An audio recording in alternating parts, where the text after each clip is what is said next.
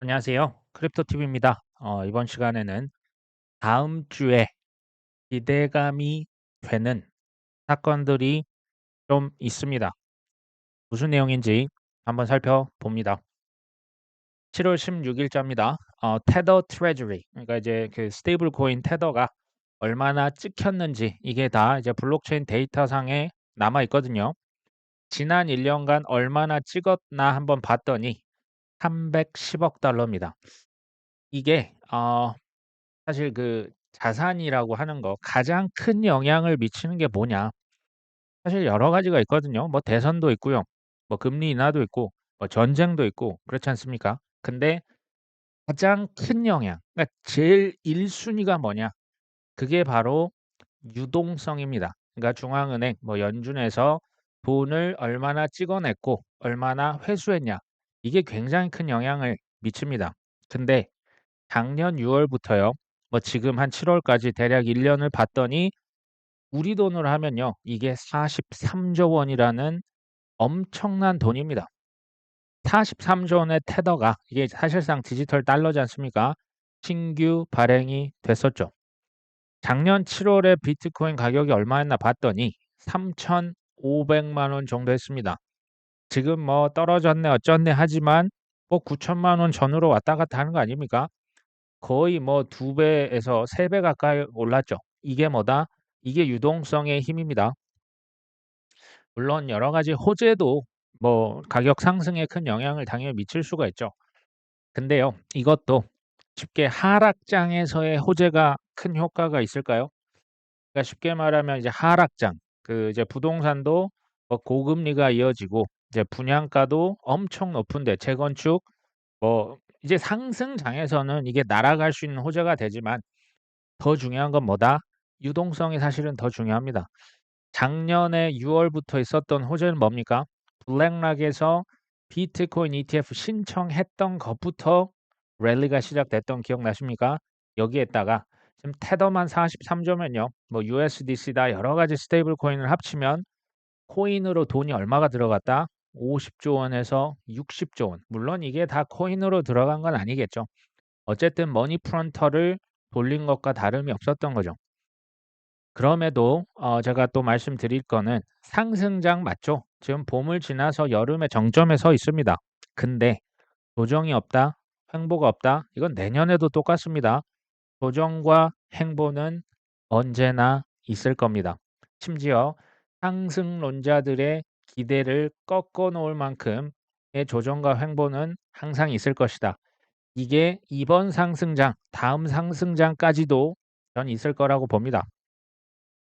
7월 16일 화요일 오랜만에 테더에서 10억 달러 또 이제 US 테더. 이거 우리 돈으로 하면 거의 1억 1조 4조 원입니다. 1.3조 원이 아니고 거의 4조 원에 가깝죠.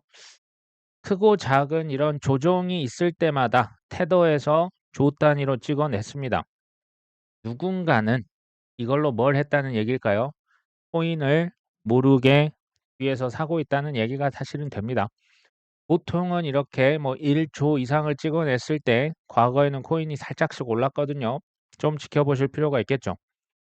반면에 마운트 곡스 퍼드는 아직 안 끝난 거 아십니까? 그 독일 정부에서 5만 개 들고 있는 건 사실 거의 이제 소진이 돼서요. 그건 끝났습니다. 근데 마운트 곡스는 7 월에서 10 월까지 이거 나눠준다고 했잖아요. 여기서 일단 테스트 한 13만 9천 개 정도 비트코인 들고 있는 지갑에서 이거 2채 테스트를 해본 것 같다라고 떴고요. 바로 이어서 마운트곡스 추정 주소가 콜드 월렛으로 이제 지갑으로 28억 달러면 이게 약 3.4조 원, 5조 원 됩니다. 엄청난 양의 비트코인을 44,000 개를 지금 이체를 했거든요. 근데 제가 보니까 아캄 데이터에 따르면이라는 얘기가 이제 자주 눈에 띄실 겁니다. 아캄은 제가 저번에 말씀드렸는데요. 소위 말하는 금융 세력들, 힘 있는 VC들이 투자를 잔뜩 해 놓은 뭐 블록체인 분석 업체입니다. 제가 봤더니 객관적인 정보를 뭐 이제 하겠죠. 근데 언제든지 소위 말하는 그들의 손에 다 있다면 마운트 곡스 퍼드 여기를 통해서 저는 얼마든지 실어 나를 수 있다라고 봅니다. 아캄 데이터 앞으로 주목하시면 좋을 것 같습니다. 저희가 사실 뭐 시장 뭐 앞으로 어떻게 될 겁니다라고 뭐 예측하고 전망을 말씀을 드리긴 하지만요. 저는 뭐 제 동생도 마찬가지인데요. 저희의 예측을 신뢰하지 않습니다. 더 중요한 건 뭐다? 시장이 이렇게 될 가능성도 있으니 우리가 미리 한번 생각해 보자라는 차원에서 말씀을 드린다는 거. 저희가 뭐 시장을 잘 뭐 언제 팔고 무엇을 샀더니 얼마 이거 확정적일 수가 없다는 말씀을 계속 드립니다. 왜냐하면 오르는데도 10 가지 이유, 떨어지는데도 10 가지, 20 가지 이유가 있다 없다? 항상 있습니다. 어찌 됐건 마운트 벅스에서 아까 보니까 28억 달러 이체를 했는데 이번에는 또 29억 달러, 거의 30억 달러를 또 이체합니다. 이게 뭐 3.4조 원 받고 3.5조 원을 또 이체하면 이게 이제 공포를 주기 딱 좋은 거 아닙니까? 아캄이라고 하는 것이 또 이런 것을 보도를 했네요.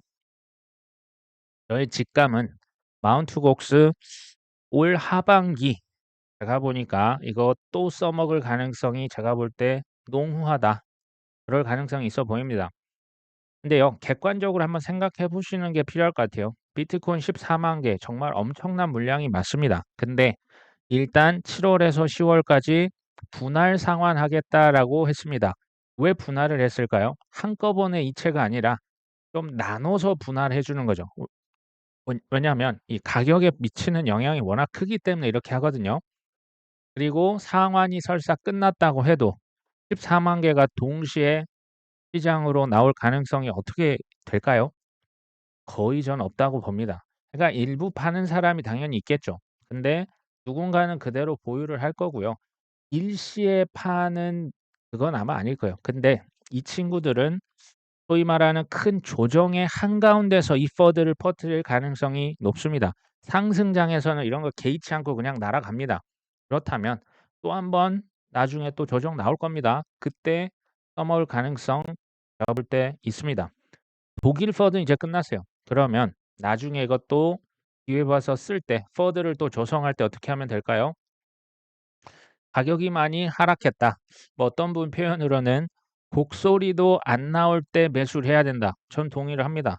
곡소리는 아직 살아있다는 얘기거든요. 근데 곡소리가 안 나오면 이제 다 좀 이제 조용히 되신 거기 때문에 그럴 때가 됐을 때 뭐 또 마운트 곡스 나온다?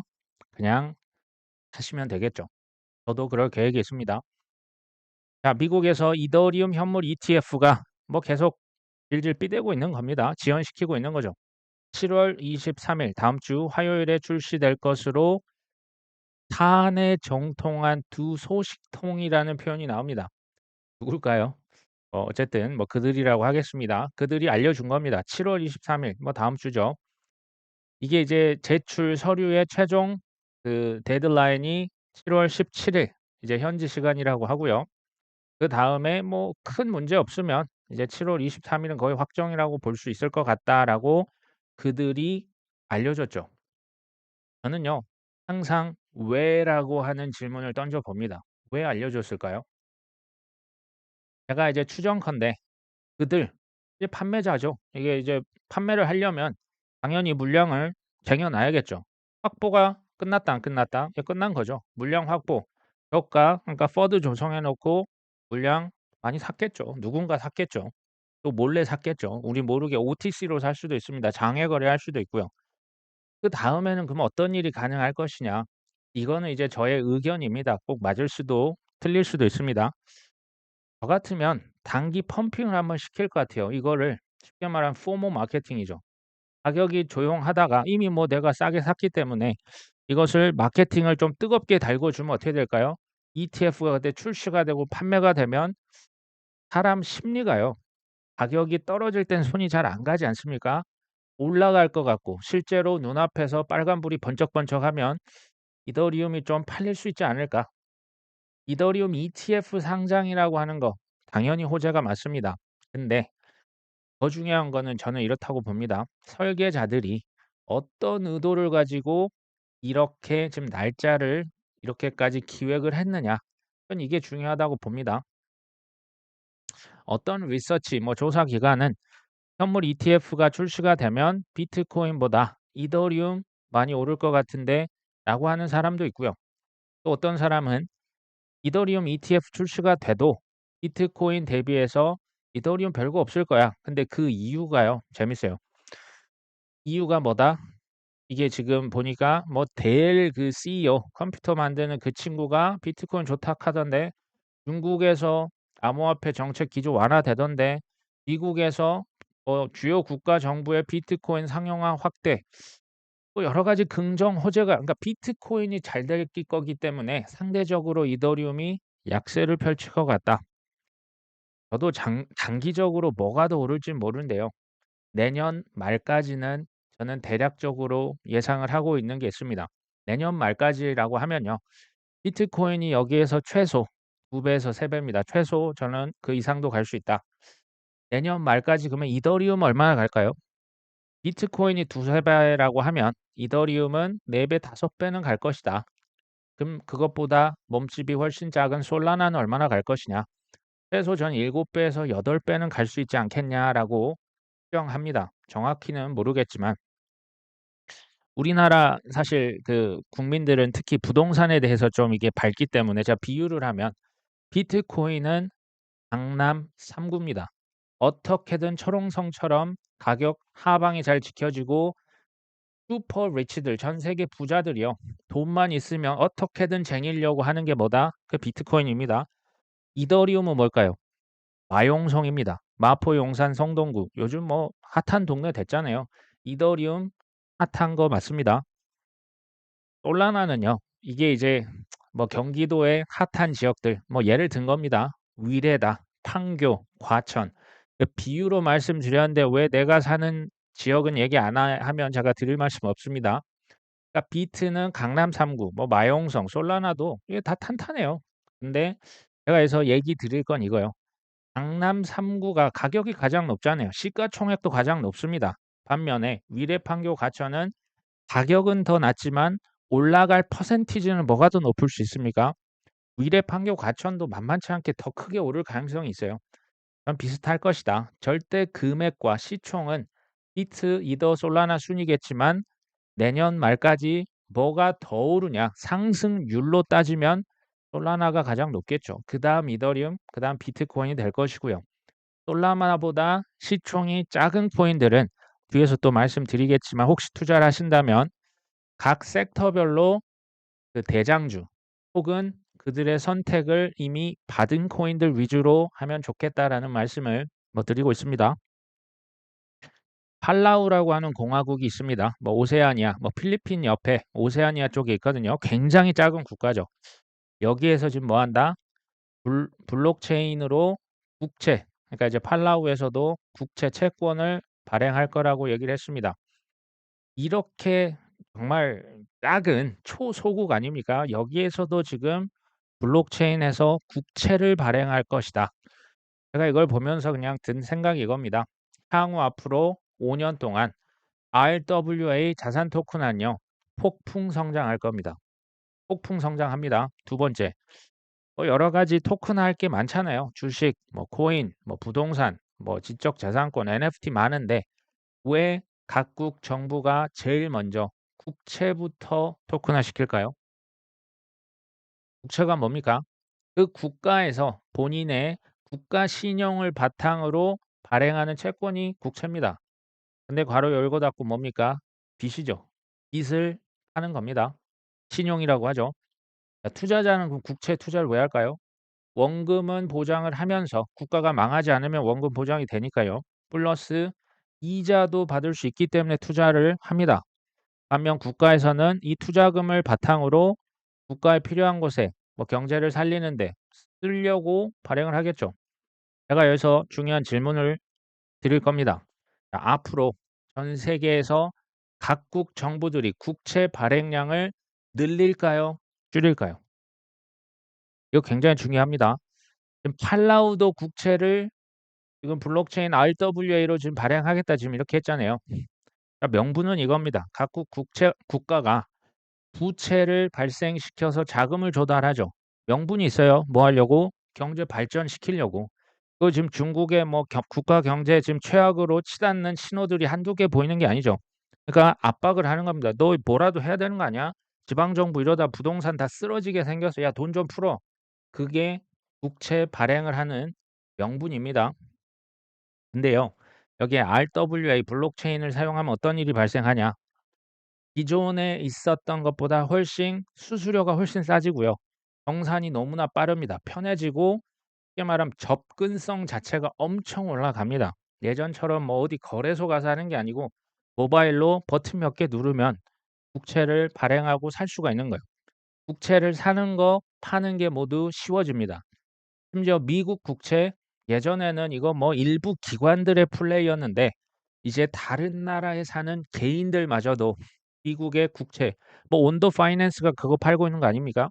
뭐 비들 펀드 블랙락에서 만들고 있지 않습니까? 매수와 매도가 굉장히 편해지는 거예요. 이게 뭘까요?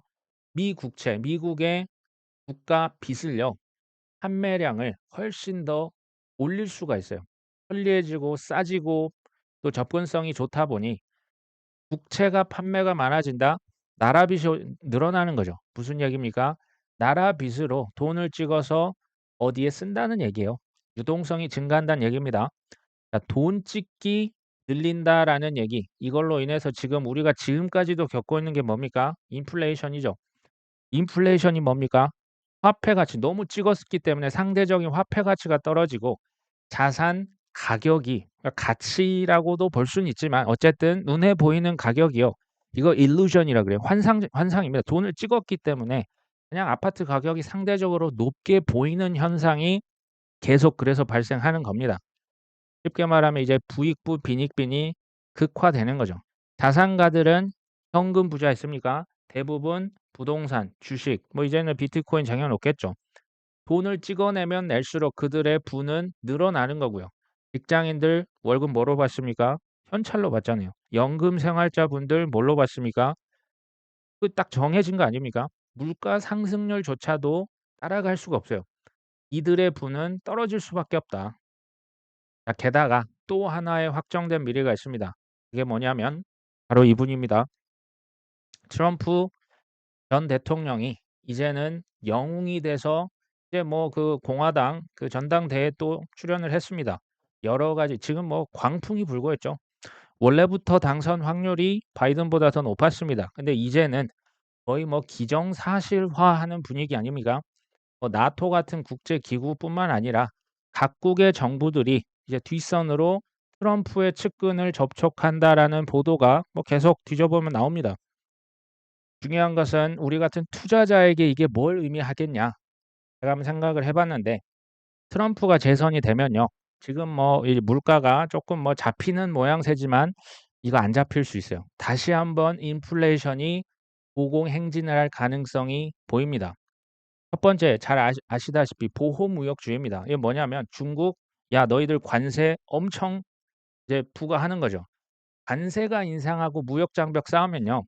미국 사람 기준 수입하는 물가가 어떻게 되는 겁니까? 엄청 비싸지는 거예요. 중국에서 물건 100원인데 관세 50% 100% 하면 그냥 150원, 200원 되는 겁니다. 그리고 전 세계 이제 뭐 소위 말하는 생산자가 뭐 가장 효율성 있게 해서 수출도 하고 수입도 하고 이게 자유로워야 되는데 이걸 막혔으니 글로벌 공급망이 사실 또 무너질 수가 있습니다. 서로 소통이 안 되기 때문에 한 곳에서 물건값이 치솟아요. 어쩐 데는 수요가 너무 많고 어쩔 때는 뭐 공급이 너무 많고 이게 이제 안 좋아지는 거죠. 글로벌 공급망이 붕괴가 되면 여기에서 뭐가 옵니까? 우리가 지난 팬데믹 때 봤잖아요. 여기에서 인플레이션이 나올 수 있습니다. 두 번째 에너지도 국수주의입니다. 그러니까 이제 쉽게 말하면 그 석유인데요. 예전에는 페트로달러라고 해서 그 중동 사우디아라비아 오펙에서 석유를 수입했습니다. 미국도 수입했는데 지금은 뭐라고 합니까? 중동 석유 이제 필요 없다. 이게 지금 트럼프의 이제 앞으로의 그 에너지 정책인데요. 그 근거로 미국에 셰일 가스를 듭니다. 근데 셰일 가스라고 하는 게 겉보기 우리 같은 사람 잘 모릅니다. 근데 이거 정제해서 실제로 사용하는 제품으로 만드는데 중동 대비 원가가요. 5배 이상 더 든답니다. 처음에는 에너지 가격이 큰 문제는 없을지언정 5배 비싼 원가를 쓴다? 미국 내에서 에너지 가격이 낮게 유지가 될 수 있을까요? 세 번째, 반이민 정책입니다. 당연히 이제 그 뭐 멕시코다 중남미 지금 벽을 세워서 이제 못 넘어오게 탁 막아버리는 거죠. 그러면 해외 노동자들 공급이 감소되는 거 아닙니까? 그러면 노동자들의 공급이 감소하면 이들이 그 이제 임금이 상승이 되겠죠. 그러니까 사람이 줄어들기 때문에 임금을 더 많이 아마 미국 사람들이 받을 겁니다. 지금 그때 당시는 좋겠죠. 근데 이게 계속되면 어떻게 될까요? 임금이 상승된다. 미국 내에서 소비가 증가가 되겠죠. 이게 다시 인플레이션이 발생할 수가 있는 겁니다. 그러니까 이제 이 임금이 좀 해외에서 들어오면 이게 좀 싸게 잘 유지가 될 텐데 이게 어려워지는 거겠죠. 그리고요. 이게 이제 그러면 인플레이션이라고 하는 게 중장기적인 트렌드라고 하면 반면 단기적으로 봤을 때 일시적인 경기 침체와 위축은 얼마든지 가능합니다. 근데 이제 중장기적인 트럼프 집권 이후에는 인플레이션 가능성이 훨씬 더 높아 보인다. 아까 말씀드렸죠. 인플레이션은 돈을 찍어서 나오는 인플레이션도 있습니다. 반면에 수요와 공급이 미스매치 되면서 수요는 많은데 공급이 안 되면 그냥 뭐 인플레이션 나오겠죠. 이게 이제 계속되면 다시 말씀드리지만 부익부 빈익빈 자산가들은 더 부가 늘어나고요. 직장인, 연금생활자, 현금으로 살고 있는 분들은 부가 낮아질 수밖에 없다. 알겠다. 인플레이션 알겠는데 그러면 어떻게 하란 말이냐? 이건 당연한 얘기지만 앞으로는 특히 더 물가 상승률을 이기는 자산군에 투자를 해야만 합니다. 전 세계 중앙은행에서 평균입니다. 8%로 돈을 찍어내거든요. 근데 여기에 인플레이션 뭐 이것저것 뭐 또 거래 비용을 감안하면 최소 10%는 넘어야 됩니다. 그래야 same입니다. 근데 S&P 500 부동산 우리나라 되게 좋아하는 미국 주식 아닙니까? S&P 500 지수와 부동산의 연평균 수익률이 대략 8%에서 10% 정도 됩니다. 이게 중앙은행의 돈 찍기와 비슷한 겁니다. 근데 이것보다 더 수익률이 낮은 뭐 금이다, 채권이다, 뭐 은행에서 이자 뭐 4%, 3% 준다고 좋아할 이유가 없다는 거죠. 돈 찍기 속도조차 따라갈 수 없다. 시간이 지나면 어떻게 된다? 손실이 그러니까 상대적인 빈곤이 누적되는 겁니다. 반면에 지금 뭐 인공지능이다, 뭐 애플이다, 저기 그 엔비디아다. 자, 이런 기업들은 다 나스닥에 상장이 돼 있거든요. 기술은요. 인공지능 포함해서 연평균 수익률이 무려 20%입니다. 나스닥 지수에 투자만 해도 세월이 가면 갈수록 워런 버펫 이 지금 수익률에 거의 근접합니다. 그만큼 나스닥이 무서운 상승률이고요. 이것보다 근데 역사적으로 7배 더 높았던 상승률이 뭐다? 비트코인이죠. 연평균 140%, 이더리움은 150%, 솔라나는 200%입니다. 200% 안에 마이너스 98%의 폭락이 지금 들어갔다 안 들어갔다? 들어간 겁니다. 그만큼 코인의 극강의 변동성. 우리가 그래서 뭐 지금 코인 투자 대부분 하고 계실 텐데 큰 수익률, 말도 안 되는 수익률입니다. 그렇기 때문에 뭐도 가능하다? 말도 안 되는 폭락도 가능한 겁니다. 알고 투자하자. 자, 두 번째, 자산군을 결정을 하셔야겠고 그다음에 매수와 매도에 대한 분명한 나만의 기준을 정하셔야죠. 예를 들겠습니다. 나는 왜 도지코인을 샀는가? 일론 머스크 하나 믿고 내가 샀는데 괜찮을까? 가격이요. 이게 올라갈 때는 괜찮아요. 근데 떨어질 때, 예를 들어 시바이누를 샀는데 너무나 떨어졌을 때 내가 이걸 왜 샀지? 진지하게 생각을 해 보셔야죠. 솔라나 이거 그냥 뭐 라울파리 샀다고 해서 나도 샀는데 이 하락장을 견딜 수 있는 근거는 본인만의 이게 확신이 필요한 겁니다. 누가 그랬다 카더라가 아니고 내가 한번 끝까지 파봤더니 얘는 미래가 있는 것 같다. 이게 이제 중요하고요. 그다음에는 뭐 자산군이 결정됐기 때문에 그러면 언제 사야 되냐? 언제 팔아야 되냐? 그리고 과거에 내가 왜 그때 못 팔았을까? 왜 내가 그때 못 샀을까에 대한 과거 실패 이유를요. 한번 생각을 해 보시고 어떤 분은 이게 매매 일지를 적는 분도 있어요. 좀 괜찮은 습관이라고 봅니다. 그러면서 '아 다음에는 절대 이러면 안 되겠구나.' 이게 전 중요하다고 보고요. 그리고 한번 나는 4년 주기라고 하죠, 코인은. 4년 주기에 일종의 장기 투자자냐 아니면 난 단타족이냐 스윙 매매를 하냐 아니면 혼합형이냐 이것을요 한번 생각을 해 보셔야 될 것 같아요. 본인의 성향을 잘 아실 필요가 있겠다. 제 개인적으로는 저는 이전에 그 사이클에서는 저는 장기 투자였습니다. 그러니까 한 4년 동안 그냥 그러려니 하고 그냥 냅두고 아무것도 안 했거든요. 지금은 제가 조금 변했어요. 혼합형으로 변했습니다. 혼합형은 90% 이상은 손도 안 댑니다. 근데 한 5% 에서 한 10% 정도는 스윙 매매, 스윙 매매는 이제 완벽하다 싶을 정도로 기회가 왔을 때만 사고요. 기회가 왔을 때만 파는 겁니다. 저는 지금은 좀 이렇게 좀 변했었는데 그 이유는 아시겠죠? 장기 투자를 했더니 이게 뭐 플러스 마이너스가 이 사람이 견딜 수 있는 수준이 아니더라고요. 그래서 저는 이렇게 바꿨는데 그건 개인께서 스스로 한번 결정을 해 보셔야겠죠. 단기적으로 혹은 뭐 중기 이건 제가 이제 스윙 매매는요. 그 이제 시기를 정해 놓고 하는 건 아닙니다. 기회가 오면 움직이는 거죠. 저 같은 경우는 매도 시점 뭐 대략 한 5%뭐 진짜 많으면 한 10%나 될까요? 저는 이 시점을 비트코인 뭐 우리나라에서 1억 됐을 때 "와." 했었던 거 기억나십니까? 전 세계가 뭐 언론사에서 대서특필하고 이제 글로벌 포머가 순간적으로 치솟을 때가 저는 비트코인 10만 달러라고 봅니다. 그만큼 이게 의미 있는 숫자가 맞습니다. 우리 돈으로 하면 뭐 김프가 좀 끼기 때문에 1억 4천 뭐 1억 5천 까지 갈 수 있다고 보면 그때 조금 일부 알트코인은 덜어낼 생각을 하고 있는 거죠. 뭐 그때가 오면 뭐 저도 뭐 한번 말씀을 뭐 드려 보겠습니다. 뭐 참고가 되신다면. 반면 이게 지금 5% 10% 고요. 대부분 아마 95% 이상은 매도를 언제 할 것이냐. 물론 가격적인 지표를 봐야겠죠. 근데 가격보다도 사실 그 시점을 분간하는 그 안목이 중요한 것 같아요. 그건 뭘로 보냐? 객관적인 지표가 있잖아요. 뭐 크립토 공포 탐욕 지수도 있고 뭐 맥디도 있고 여기 뭐 여러 가지 뭐 그 SOPR 뭐 여러 가지 그 지수들이 있습니다. 그런 것들도 보고 또 주변에 인간 지표도 있지 않습니까?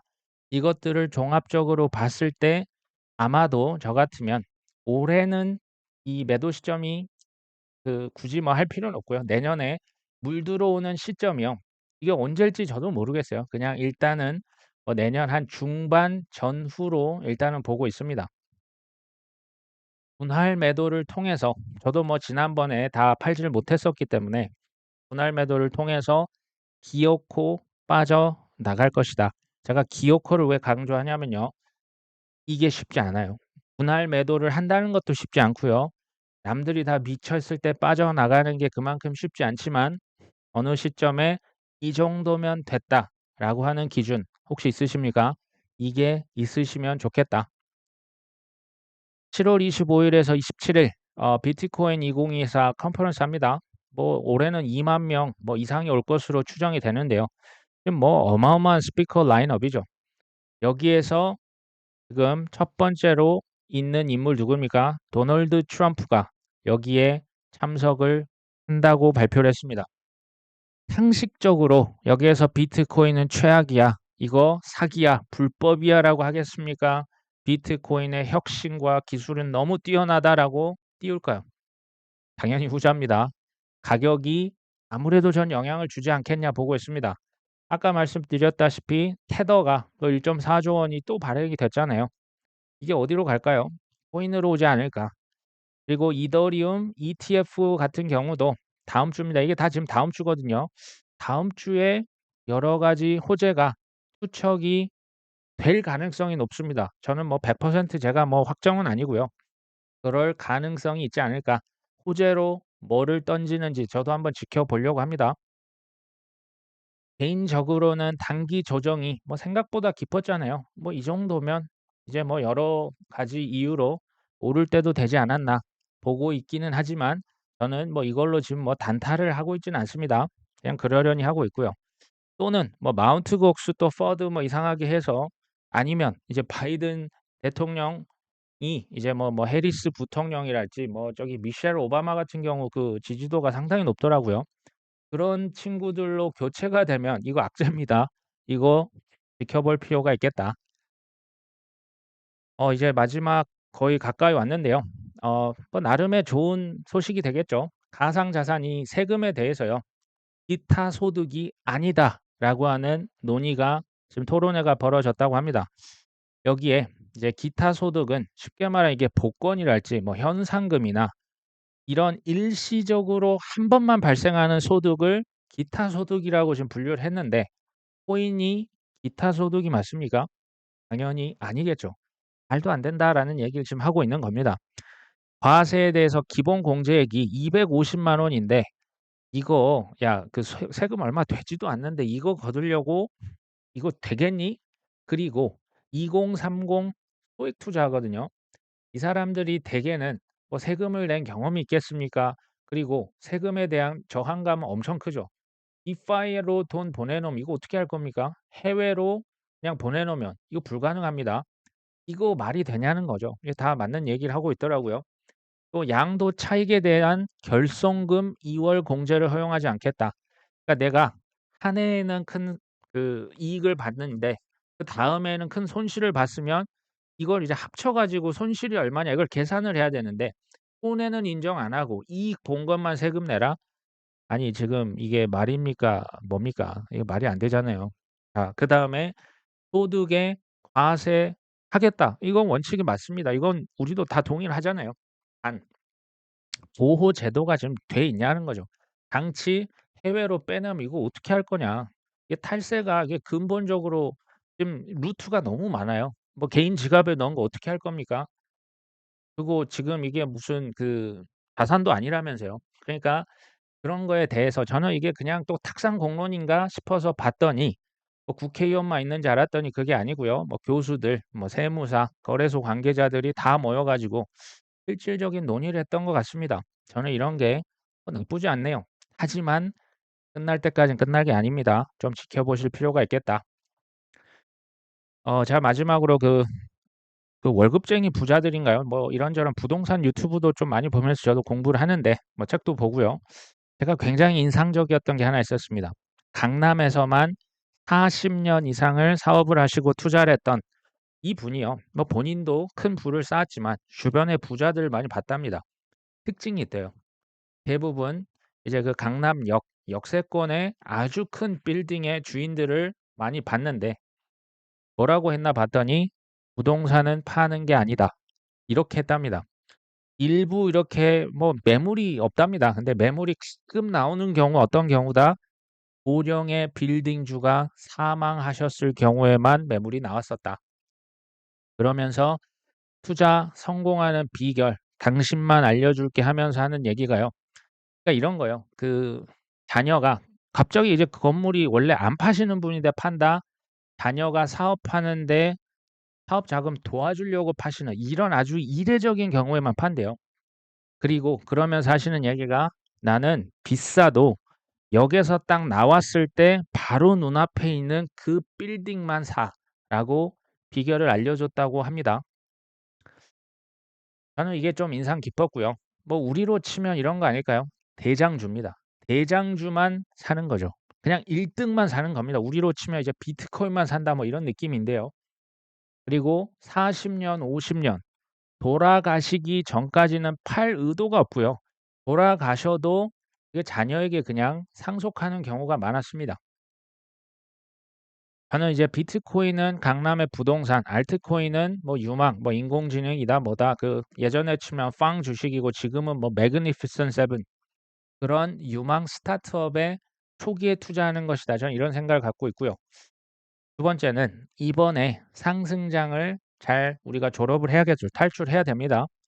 그다음에 장기 보유 물량을 조금 별도로 이것은 내가 진짜 10년 혹은 그 이상도 놔두고 어떻게 되나 봅시다 할 물량을 별도로 저는 빼둘 필요성이 있겠다.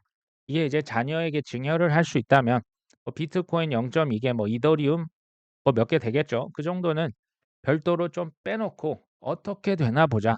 전 이게요. 굉장히 중요한 것 같아요. 그냥 안 팔고 시간이 지날수록 돈은 계속 찍고 화폐 가치 떨어지니까 상대적으로 엄청난 가격이 돼 있지 않습니까?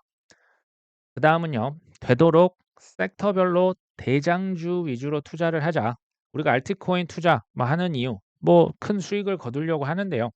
동시에 좀 방어적이고 보수적인 투자의 필요성도 사실은 있습니다. 뭐냐면 섹터별 대장주가 쉽게 죽진 않을 것이다. 자, 이런 차원에서 말씀을 드려봤고요.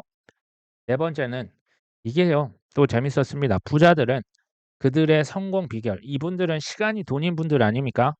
굳이 내가 이렇게 책을 쓰고 유튜브를 하면서 성공 비결 자체를 안 알려준대요. 돈 공부는 그래서 누가 한다?